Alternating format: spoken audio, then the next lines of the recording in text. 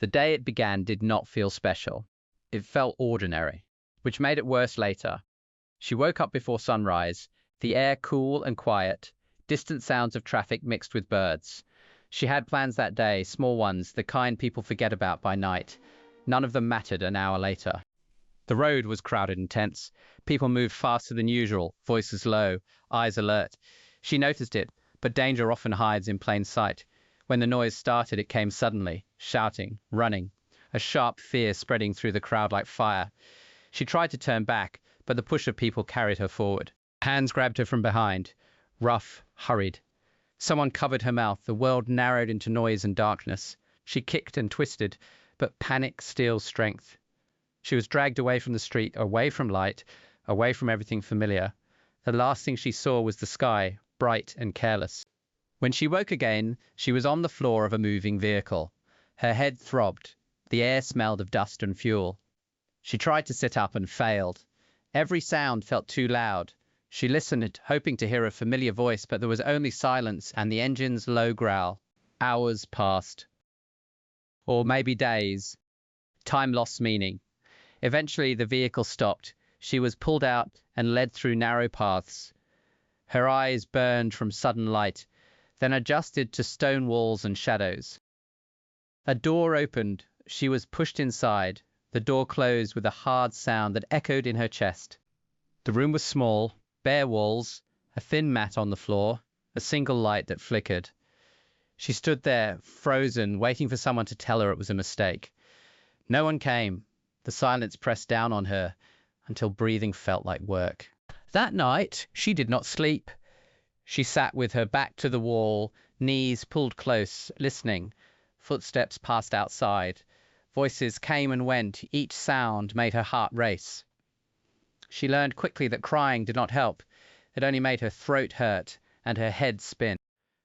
By morning, fear turned into something heavier, understanding.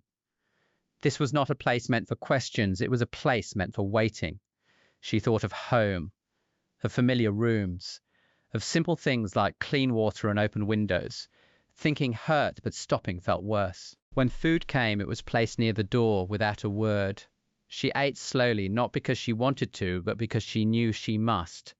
Survival became her first rule. Stay quiet, stay alert, stay alive. That was the first day. Not the worst, but the one that changed everything. The door remained closed, and she began a wait she did not yet know would last 2 long years. Days began to blend together after the first week. Morning and night were only guesses, judged by the light that slipped in when the door opened for food. Sometimes it was bright, sometimes it was dim. Time stopped behaving the way it used to. She learned the room inch by inch, the wall with a crack near the corner, the spot on the floor that felt colder than the rest, the sound the door made when it opened, a metal scrape that always made her chest tighten. She memorized these things because there was nothing else to hold on to. The people outside rarely spoke to her. When they did, their words were short and sharp, meant to remind her where she was. She kept her eyes down. She answered only when needed. Silence became a shield. It did not protect her from everything, but it helped her endure. Food came once, sometimes twice a day. It was never enough, but she ate slowly, carefully. Hunger was easier to manage than weakness. She drank every drop of water she was given. Each meal felt like a small victory, proof that she was still alive. At night, her thoughts grew loud. Memories came without warning. A laugh from the past, the smell of cooked food, the feeling of clean clothes. These memories hurt, but she refused to let them go. Forgetting felt more dangerous than pain. She began to create routines, stretching her arms when no one was watching, counting her breaths to calm the shaking in her hands, whispering words to herself, reminding herself who she was. These small habits gave shape to empty hours. Sometimes she heard other voices, faint and distant. It told her she was not alone. That knowledge brought comfort and fear at the same time.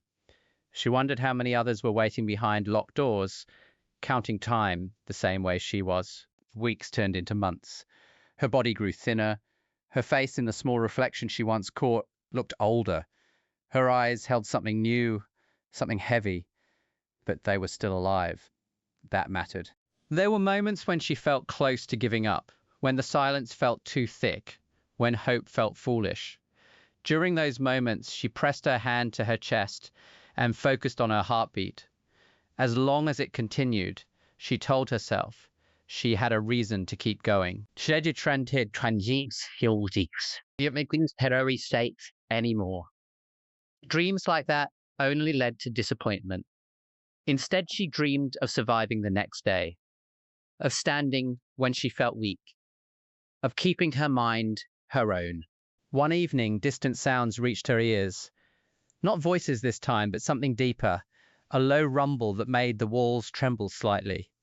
It did not last long, but it left her wide awake. She did not know what it meant. She did not allow herself to hope. Hope had rules now. It stayed quiet. It waited. And so did she.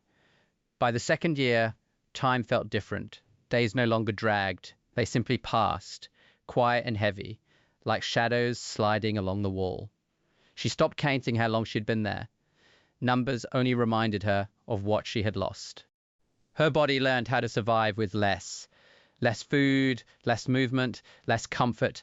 Her mind did the harder work. It learned how to stay present without breaking. She focused on small details, the sound of her own breathing, the way light changed color near the door, the feeling of the floor beneath her palms.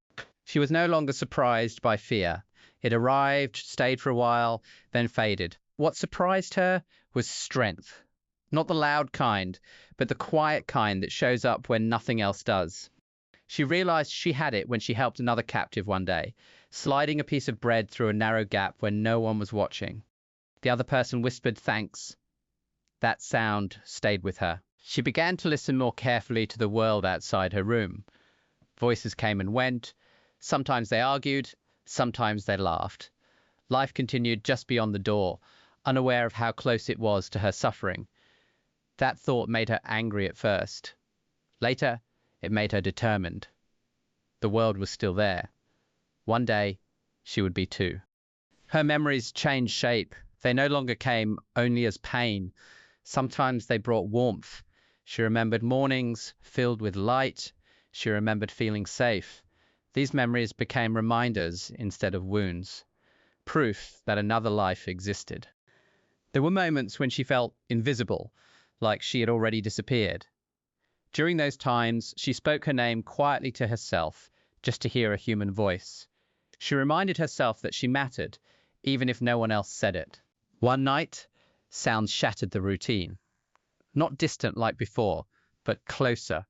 Sharp noises, shouting, movement that felt urgent. Her heart raced as she pressed herself against the wall. Fear returned, strong and sudden, but something else followed it. Curiosity. Change was happening. The noise faded as quickly as it came. Silence returned, thicker than before. She stayed awake until her body forced her to rest. When morning came, everything looked the same, but she felt different. Alert. Ready. She did not know what the future held. She only knew she had survived longer than she ever thought possible. That alone felt like a victory. She stood slowly, steadying herself. She faced the door, not with desperation, but with patience. If something was coming, she would meet it standing. She had waited this long. She could wait a little longer. The sounds returned before dawn. This time they did not fade. Heavy steps moved fast through the building. Voices shouted commands she did not understand. Something struck the walls nearby, sending dust drifting from the ceiling. She pressed herself into the corner, heart pounding so hard it felt painful. She had learned not to expect rescue. Still, her body reacted before her mind could stop it. Every nerve stayed awake. Every breath felt sharp. She told herself to stay still, stay quiet, stay alive. Then came a sound she had never heard before. A loud crack, followed by another. The building shook. Somewhere, metal screamed. The air felt different, charged, like a storm breaking close by. Footsteps rushed past her door. Someone tried the handle. It did not open. For a moment, everything went silent again. Her chest tightened. Silence had fooled her before. The lock gave way with a hard snap. The door swung inward, light flooding the room so suddenly she had to shield her eyes. Dust floated in the air, glowing. A figure stood in the doorway, tall, tense, outlined by brightness. She did not move. After 2 years of fear, her body did not trust what it saw. The figure spoke, voice steady but careful. The words were unfamiliar, but the tone was different. Not sharp, not cold. Human. She lowered her hand slowly. The figure stepped back, making space instead of stepping in. That small act mattered more than anything else. She felt it before she understood it. This person was not there to hurt her. Another voice called from down the hall. The figure answered quickly, then looked back at her. He held out a bottle of water, placing it on the floor rather than handing it to her. He kept his distance. He waited. Her hand shook as she reached for the bottle. The plastic felt real, solid. She took a small sip, then another. Tears came without warning, not loud or dramatic, just quiet and unstoppable. She had forgotten what kindness felt like. The figure spoke again, slower this time, using simple words and gestures. He pointed toward the open doorway, toward the light, toward a path she had not seen in years. She stood carefully. Her legs felt weak, like they might give out, but she stayed upright. Step by step, she moved forward. The room she had lived in for so long shrank behind her. Outside the door, the world was loud and chaotic. Other figures moved with purpose, guiding people, checking rooms. No one rushed her, no one grabbed her. She was allowed to move at her own pace. As she crossed the doorway, she paused, not to look back, but to breathe. The door that had defined her life stood open now. She stepped through it. For the first time in 2 years, she was not waiting anymore. The first hours outside felt unreal.